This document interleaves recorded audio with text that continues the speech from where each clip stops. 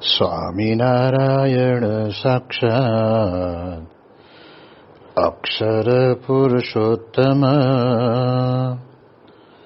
સર્વેભ્યઃ પરમં શાંતિં આનંદં સુખમર્પયેત. શ્રી સ્વામિનારાયણ ભગવાનની જય. શ્રી અક્ષર પુરુષોત્તમ મહારાજની જય. શ્રી ગુણાતીતાનંદ સ્વામી મહારાજની જય. શ્રી પ્રમુખ સ્વામી મહારાજની જય. શ્રી મહંત સ્વામી મહારાજની જય. પ્રગટ ગુરુ હરિ પરમ પૂજ્ય મહંત સ્વામી મહારાજની આજ્ઞા અને આશીર્વાદથી આપણે બધાએ નિત્ય પ્રાતઃ કથાનો લાભ લઈ રહ્યા છીએ. આજે આપણા માટે એપ્રિલ મહિનાની 17મી તારીખ અને બુધવારનો મહાપવિત્ર દિવસ છે અને 1219મી સભા થાય છે અને કહત હૈ સહજાનંદ એ વિષય ઉપર 870મો દિવસ થાય છે. આજનો દિવસ આપણા હિન્દુ સનાતન ધર્મની અંદર ચૈત્ર સુધી 9મી એટલે ચૈત્ર માસના નવરાત્રાના 9 દિવસ આજે પૂર્ણ થશે. ચૈત્ર સુધી 9મીના દિવસે ભગવાન મર્યાદા પુરુષોત્તમ શ્રી રામચંદ્રજી ભગવાન પૃથ્વી ઉપર પ્રગટ થયા. એટલે તે વખતના સમયથી આપણા ગુજરાતી કેલેન્ડરની અંદર ચૈત્ર સુધી 9મી એટલે રામનવમી કહેવામાં આવે છે. આપણે જાણીએ છીએ કે દુનિયાની અંદર માણસો, બાળકો કે પછી પરિવારની અંદર દીકરા દીકરીઓના જન્મ તો થતા જ હોય છે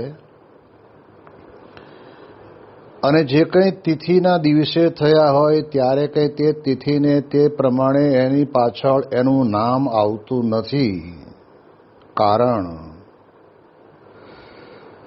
કે આપણે તો આપણા ભાગ્યની અંદર કર્મવશ થઈને એક પંચભૂતનું શરીર આપણને પ્રાપ્ત થયું છે, પણ એમાં જો આપણે ઉત્તમ સત્પુરુષનો સમાગમ કરીને જીવનની અંદર ઉત્તમ ભક્ત બનીએ તો પછી આપણી જન્મ તારીખ અને આપણા આ પ્રમાણે કહેવાય એ દિવસની અંદર એનું પાછળ એનું નામ લખાય છે. ભગવાન રામચંદ્રજી આ લોકની અંદર પ્રગટ થયા અને એમનો મૂળ હેતુ તો એ જ હતો કે ભારત વર્ષના ઇતિહાસની અંદર એક એવું રામ રાજ્ય સ્થાપવું,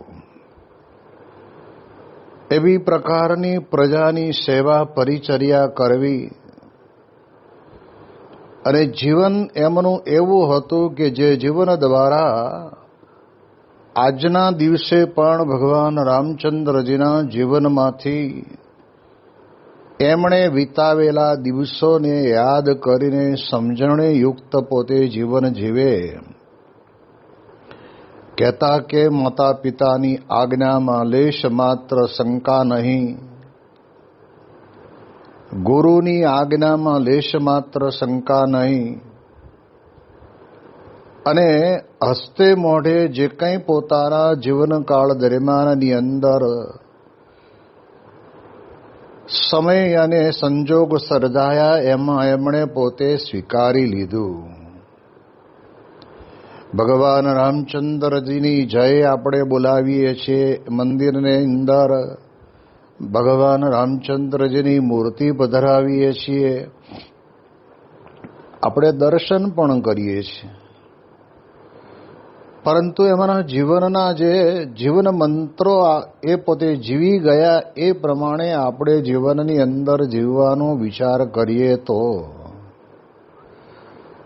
કોઈ પ્રશ્ન રહેતો નથી. ભરતને ગાદી અને રામચંદ્ર ભગવાનને 14 વર્ષનો વનવાસ, આ બે વાક્યોની અંદર પણ વનવાસ મળ્યો એનાથી પોતે દુઃખી નથી થયા, અને ભરતને ગાદી મળી એના કારણે કરીને પોતાના મનમાં એમ થયું કે મને ગાદી મળવાની હતી ને એને બદલે ભરતનું નામ સાંભળીને ભગવાન રામચંદ્રજી અતિશય રાજી થયા કે ભલે ગમે તેમ તોય મારો ભાઈ છે. રામચરિત માનસની અંદર ભરતની એક સંતપણ્યાની વ્યાખ્યા એક નામના કહેવાય છે. બે ભાઈઓના સંબંધની અંદર આપણે જોઈએ એ પ્રમાણે પ્રભુ તો જંગલમાં ગયા, પણ ભરતને એમ થયું કે હવે પિતાની તમામ અંત્યેષ્ટિ વિધિની ક્રિયાઓ પૂર્ણ થઈ ચૂકી છે, એટલે હવે આપણે રામ ભગવાનને લેવા માટે જઈએ અને અયોધ્યામાં પાછા આવી જાય. અને જ્યારે ભરત પોતે જઈને શ્રી રામચંદ્ર ભગવાનના ચરણારવિંદમાં દંડવત કરીને કહે છે કે પ્રભુ આપ પાછા પધારો, અને એના બદલે હું જ વનની અંદર રહીશ, પણ તમે અયોધ્યાની અંદર પધારીને પ્રજાને સુખી કરો. અને ત્યારે ભગવાન રામચંદ્રએ કહ્યું કે ભરત, માતાની અને પિતાની આજ્ઞા પાળવી એ આપણા બંનેનો ધર્મ છે. મને આ પ્રમાણે કહેવાય છે કે 14 વર્ષનું વનનું રાજ્ય મળ્યું છે, અને તને 14 વર્ષ પર્યંત અયોધ્યાનું રાજ્ય મળ્યું છે. માટે માતા પિતાની આજ્ઞાનું યથાર્થ પાલન કરો. બહુ આગ્રહના અંતે ન માનવા છતાંય છેવટે પછી પાદુકા ભગવાન રામચંદ્રને પહેરાવી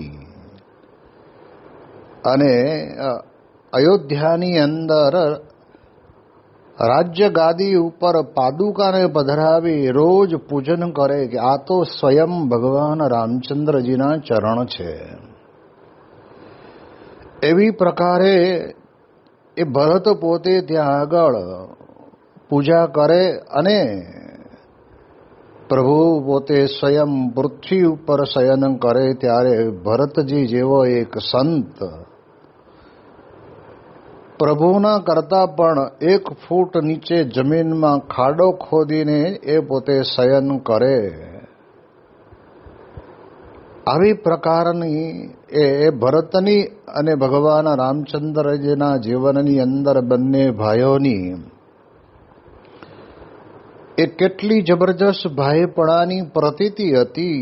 એટલે આપણે ત્યાં એવું કહેવાય છે કે દરેક ઘરની અંદર પરિવાર એક રામાયણના જેવો પરિવાર આપણો હોવો જોઈએ, કે જેના કારણે કરીને પરિવારની અંદર સમય સંજોગ પ્રમાણે પરિસ્થિતિ બદલાય તો પણ વ્યક્તિના વર્તન અને વ્યક્તિનું જીવન બદલાતું ન હોવું જોઈએ. અને એ જ સાચું રામ રાજ્ય કહેવાય. તો આપણે જાણીએ છીએ કે મર્યાદા પુરુષોત્તમ ભગવાન રામચંદ્રજીનું પ્રાગટ્ય આજે થયું, પરંતુ પૂર્વ નિર્ધારિત ભગવાને જ પોતે આ પ્રમાણે વિચાર્યું હશે. અને જો જંગલની અંદર આપણે જઈશું તો આપણી પોતાની વ્યક્તિગત પરિસ્થિતિની અંદર અમે કેવા સ્થિર રહીએ છીએ. સાથે લક્ષ્મણ જેવો ભાઈ પોતે સેવામાં જાય છે. 14 વર્ષ પર્યંત માતા સીતાની સાથે રહે છે, પણ એ ભારતના ભક્ત લક્ષ્મણ પોતે માતા સીતાના મુખારવિંદ સામું લેશ માત્ર જોતા નથી. અને પ્રભુ રામની સેવાની અંદર 14 વર્ષ પર્યંત એ પોતે જાગ્યા છે. એટલે રામચંદ્ર ભગવાન પોતે જંગલની અંદર હતા ને પછી જ્યારે લંકાની અંદર રાવણને, મેઘનાદને, કુંભકર્ણને જ્યારે મારવાના થયા ત્યારે આસુરી બુદ્ધિવાળા અસુરમાંથી જન્મેલા, પૂર્વજન્મની અંદર જય અને વિજય તરીકે રહેલા દ્વારપાળોને આપેલા સનકાદિકના શ્રાપના કારણે કરીને આ પ્રમાણે જન્મ લેવો પડ્યો હતો. અને ભગવાને પણ સાથે કહ્યું હતું કે અમે પણ તમારી સાથે જન્મ લઈને આવા વિકરાળ અસુરનો નાશ અમે કરીશું. તો આપણને ખ્યાલ આવે, માતા સીતાના જીવનની અંદર રહેલું સતીત્વનો વિચાર કરીએ ત્યારે ખબર પડે કે લંકાની નગરીની અંદર અશોક વાટિકામાં રાખેલા માતા સીતાના અંતરની અંદર સતત પ્રભુ રામનો જ વિચાર રહ્યો છે. પોતાના પતિથી જુદા પડીને અહીંયા આવીને રહેવું પડ્યું છે. એનું લેશ માત્ર એને દુઃખ નહોતું, પણ સાથે સાથે વિચારની અંદર પણ પરિવર્તન નથી આવ્યું. અને એના કારણે કરીને જ્યારે લંકાની અંદરથી અયોધ્યા જવાનું હતું ત્યારે કોઈ ઇતિહાસકારો આપણને એમ કહે છે કે પ્રભુ રામે વિચાર કરો કે મારી ગેરહાજરીની અંદર આ પ્રમાણે કદાચ સીતાને મનની અંદર એવો વિચાર આવ્યો હોય તો લાવો આપણે અગ્નિ પરીક્ષા કરી લઈએ.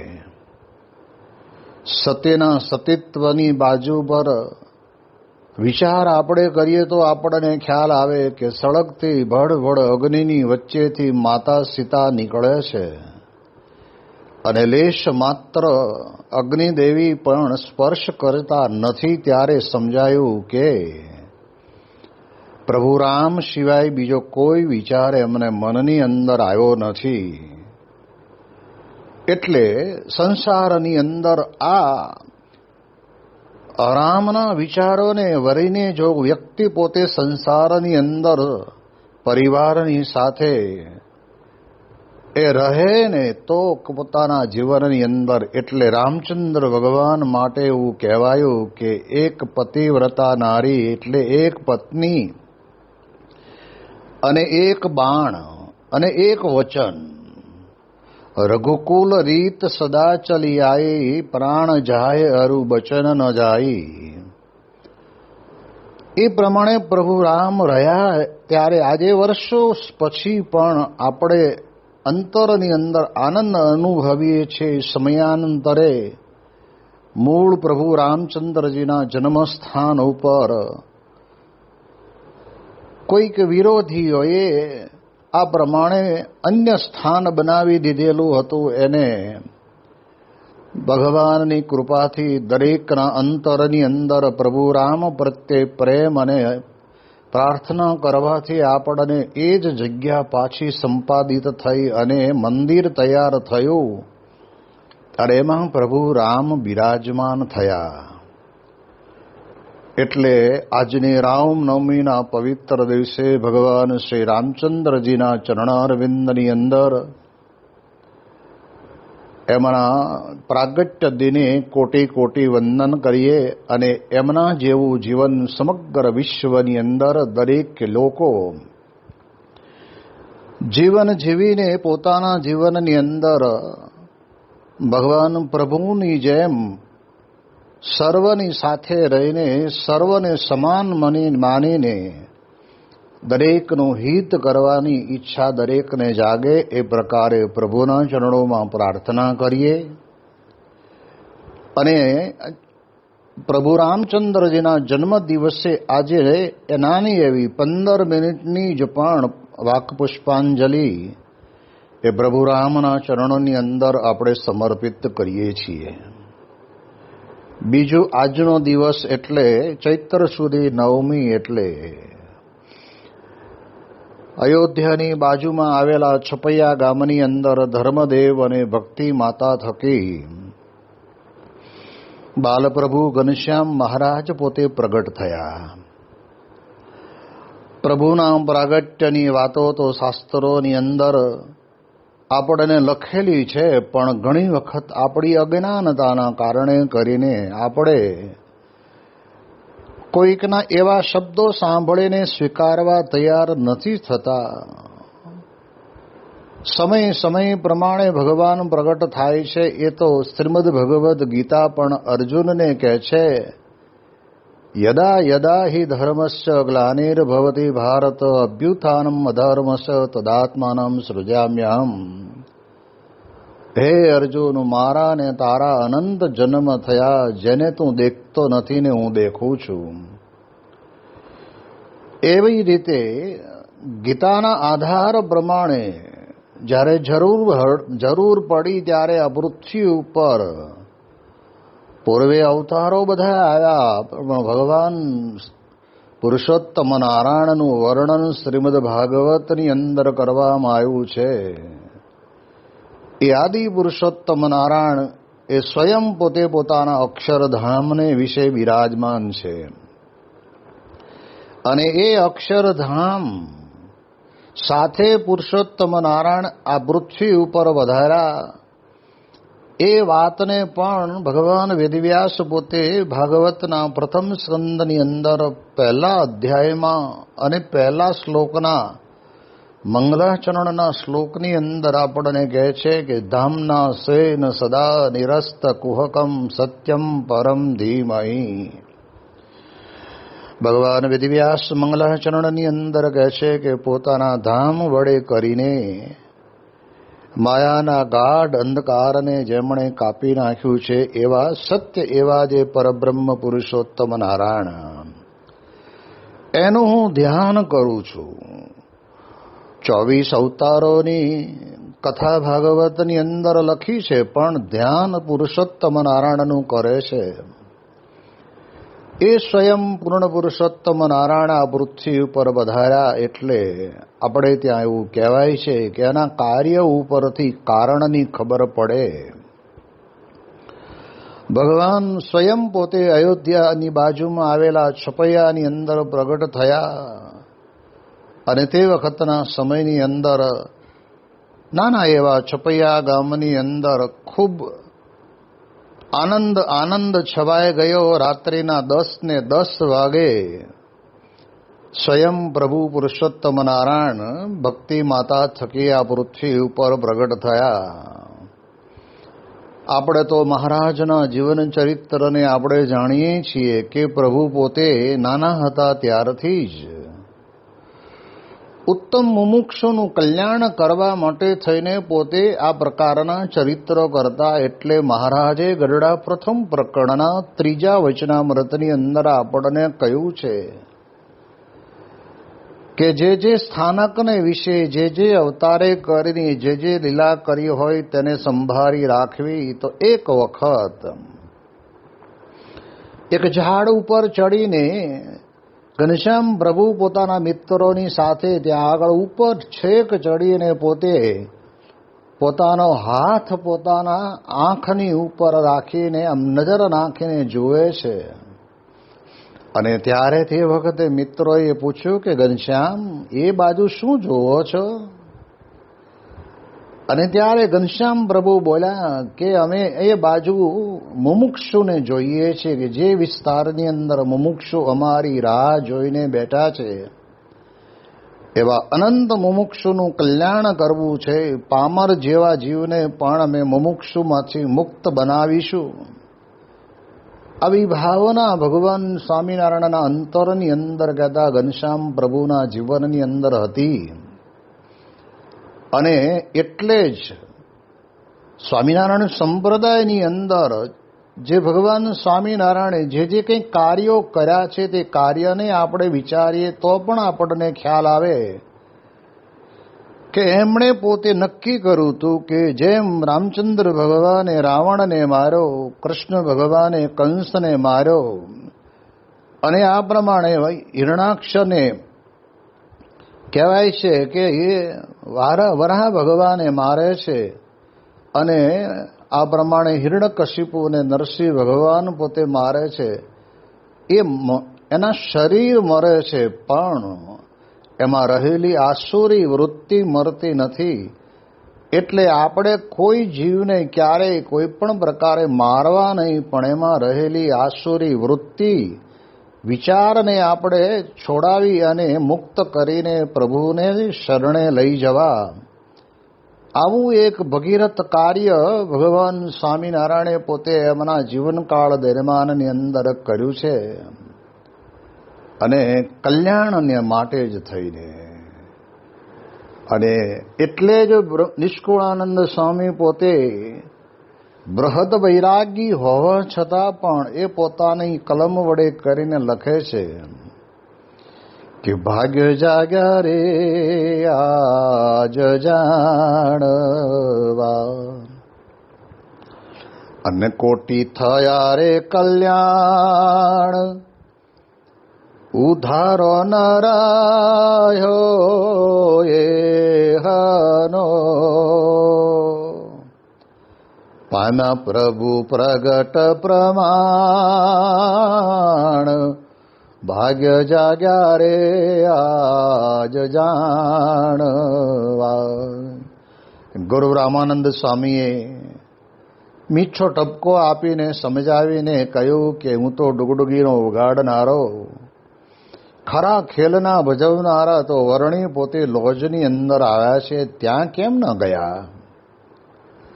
અને તે વખતે એમના પૂછેલા પ્રશ્નોની અંદર કહે છે કે જેમ સર્વથી મોટા છે કૃષ્ણ, એમ વળી આ છે મોટા એથી.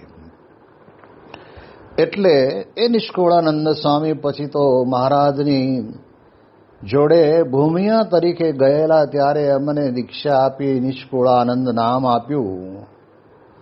અને વૈરાગ્ય મૂર્તિ હોવા છતાં પણ ભગવાનનો આનંદ કેવો લે છે.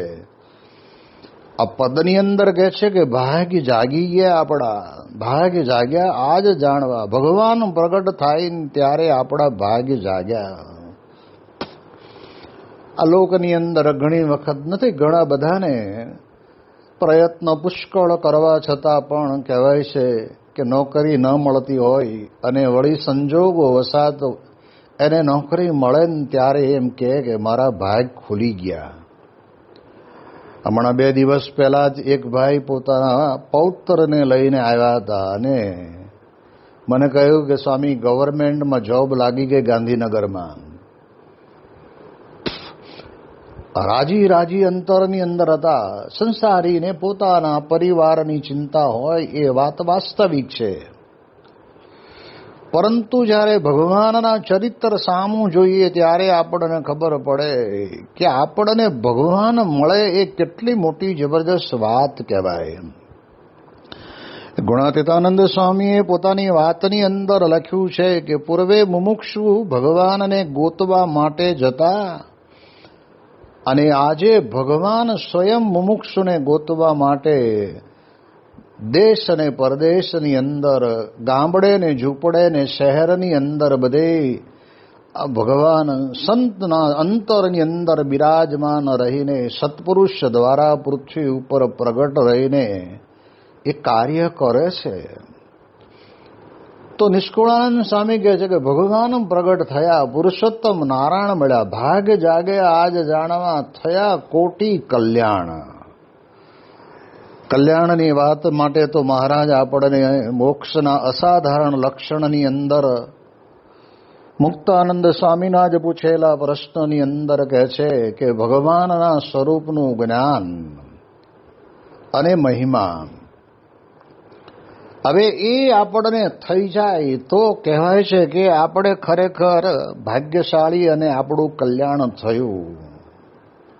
મહારાજે તો એવી રીતે કલ્યાણ કર્યા છે જે આપણને પણ કલ્પનાની અંદર પણ વિચાર ન આવે. એમણે પોતે પોતાના શરણે આવ્યા હોય એનું પણ કલ્યાણ કર્યું છે, અને ભગવાન સ્વામિનારાયણનો એમણે કોઈએ વિરોધ કર્યો હોય તો એનું પણ કલ્યાણ કરી અને અક્ષરધામના અધિકારી બનાવ્યા છે. કોટી થયા કલ્યાણ, ઉધારો ન રહ્યો એનો. સ્વામી કહે છે કે આ લોકની અંદર ઘણી વખત આપણે ખરીદી કરવા જઈએ તો સામાન ખરીદી લઈએ અને પછી કહીએ કે એટલું અમારું બિલ થયું છે, ઉધાર બાકી રાખો, અમારી સગવડતા એ અઠવાડિયામાં તમને આપી દઈશું. આ કલ્યાણનો ઉધારો નહીં કે જા ભાઈ, અંતકાળ આવશે ને તે વખતે તને અમે આવીને લઈ જઈશું તો લઈ જઈશું, નહીંતર વળી ફરી બીજો જન્મ લેજે, એવી વાત નથી. ભગવાન સ્વામિનારાયણે તો કલ્યાણનો કળશ ચડાયો. પુરુષોત્તમ પ્રકાશને વિશે નિષ્કુળાનંદ સ્વામી કહે છે કે કળશ ચડાયો કલ્યાણનો રે, સહુના મસ્તક પર મોડ પુરુષોત્તમ પ્રગટી રે. સૌના મસ્તક ઉપર, ગમે તે જ્ઞાતિનો હોય, ગમે તે ક્રિયા કરતો હોય, પણ દરેકનું કલ્યાણ કરવાની ભાવના એ ભગવાન સ્વામિનારાયણના જીવનની અંદર હતી. એની એ જ ભાવના આજે પણ ગુણાતીત ગુરુવર્યો દ્વારા પણ આપણને આપણા જીવનની અંદર આપણને દેખાય છે. એટલે ભગવાન સ્વામિનારાયણના પ્રાગટ્યની તિથિ રામનવમી, શ્રી હરિ જયંતિ, શાસ્ત્રીજી મહારાજ પોતે પોતાના ઈષ્ટદેવને સાથે પોતાના ભગવાન સ્વામિનારાયણના ઉત્તમ ભક્તને નિજ મંદિરને વિશે પધરાવવા માટે થઈને કેટલો બધો દાખલો કર્યો. અને એના કારણે કરીને સ્વામિનારાયણ શબ્દને સમાજ સમક્ષ મૂર્તિઓ પધરાવીને ખરેખર વાસ્તવિક સ્વામી એટલે અક્ષર બ્રહ્મ ગુણાતીતાનંદ સ્વામી અને નારાયણ એટલે સહજાનંદ સ્વામી, અક્ષર એટલે ગુણાતીતાનંદ સ્વામી અને પુરુષોત્તમ એટલે સહજાનંદ સ્વામી.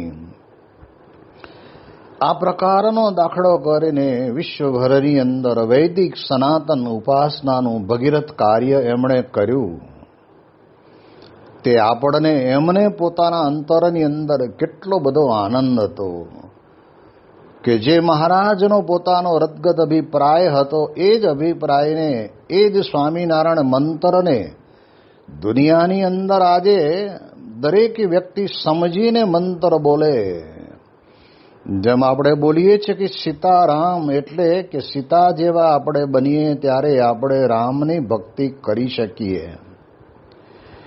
રાધે કૃષ્ણ બોલીએ છીએ ત્યારે આપણે એમ સમજી લેવાનું કે રાધાનું ભજન નથી થતું, પણ રાધા જેવા ઉત્તમ ભક્ત બનીએ ને ત્યારે જ આપણે કૃષ્ણ ભગવાનનો જેમ છે તેમ એ પરિચય આપણે મેળવી શકીએ, ઓળખી શકીએ, ભક્તિ કરી શકીએ. એવી રીતે સ્વામી સહિત નારાયણ, સ્વામિનારાયણ તો દરેક વ્યક્તિ સ્વામિનારાયણ શબ્દ બોલે છે, પણ એ ભગવાન સ્વામિનારાયણ આ લોકની અંદર વધાર્યા ત્યારે ગરડા પ્રથમ પ્રકરણના 71ના વચનામૃતના આધાર ઉપર આપણે આમ જેને કહેવાય ને કે હિંમત ભેર આપણે કહી શકીએ. મહારાજ પોતે બોલ્યા કે અમે અમારું અક્ષરધામ પાર્ષદ ઐશ્વર્ય અને મુક્તોને લઈને પધાર્યા છીએ. એ અક્ષર બ્રહ્મની વાત પુરુષોત્તમ કરતા જુદી છે અને અક્ષર બ્રહ્મ કરતા પુરુષોત્તમની વાત જુદી છે, એવું પણ વચનામૃતની અંદર મહારાજે કહ્યું. અક્ષરના બે સ્વરૂપની વાત પણ મહારાજે ગરડા પ્રથમના 21ના વચનામૃતમાં કહી. એટલે આ બધું જ ભગવાન સ્વામિનારાયણ જે કંઈ કહ્યું તે સાચી ખરેખરી ઉપાસનાનો માર્ગ શાસ્ત્રીજી મહારાજે, યોગીજી મહારાજે, પ્રમુખ સ્વામી મહારાજે અને વર્તમાન કાલે મોહન સ્વામી મહારાજ અનંત લોકોને આ વાત સમજાવે છે. અને ખરેખર શ્રી હરિ જયંતીના દિવસે પ્રભુ પોતે પ્રગટ થયા. પ્રગટ થયા પ્રભુ છપૈયા ગામ રે પ્રગટ થયા પ્રભુ, છપૈયા ગામ રે ધર્મ પિતા માતા ભક્તિ જેનું નામ રે. આવા ભગવાન સ્વામિનારાયણ ઘનશ્યામ મહારાજ, જેને લીલકંઠ વર્ણી મહારાજ કહીએ છીએ, જેને પૂર્ણ પુરુષોત્તમ કહીએ છીએ, સહજાનંદ સ્વામી કહીએ છીએ, નારાયણ મુનિ આપણે કહીએ છીએ, એ ભગવાન સ્વામિનારાયણ પોતે આ ચૈત્ર સુધી નવમીના દિવસે પ્રગટ થયા. તો આજના દિવસે પણ ભગવાન સ્વામિનારાયણના ચરણારવિંદમાં વાક પુષ્પાંજલિ અર્પણ કરી શ્રી હરિ જયંતિને આપણે હૃદયથી વધાવીએ. એની વિશેષ વાતો આપણે આવતીકાલે કરીશું. શ્રી સ્વામિનારાયણ ભગવાનની જય.